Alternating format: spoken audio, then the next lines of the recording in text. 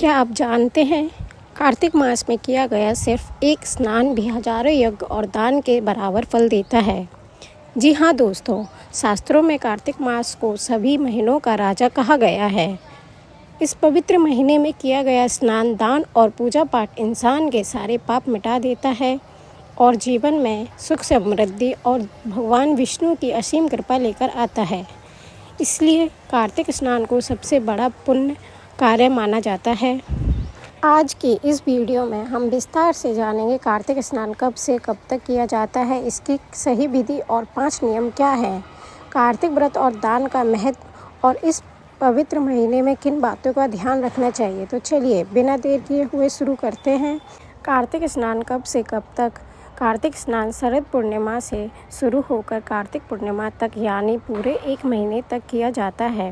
कार्तिक स्नान के 5 नियम हैं। शास्त्रों में कार्तिक स्नान के 5 मुख्य नियम बताए गए हैं। पहला, स्नान का नियम। दूसरा, तुलसी पूजन। तीसरा, हरि जागरण यानी भजन कीर्तन।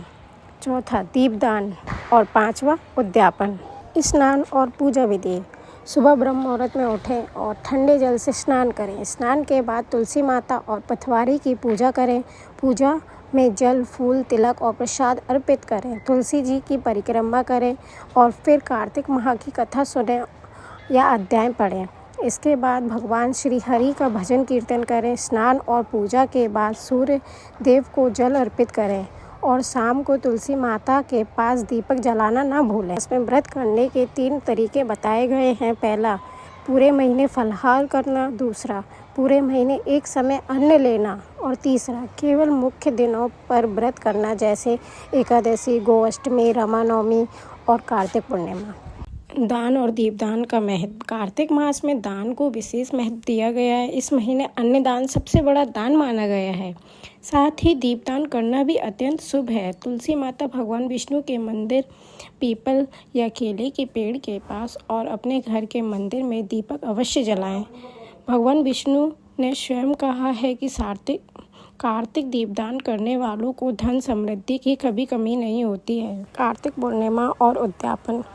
कार्तिक मास पूरा होने पर उद्यापन करना आवश्यक है। इसके लिए ब्राह्मण दंपति को घर बुलाकर भोजन कराएं, वस्त्र और दक्षिणा दें और उनका आशीर्वाद लें। अगर घर बुलाना संभव ना हो तो मंदिर जाकर दान कर सकते हैं। कार्तिक मास में क्या ना करें।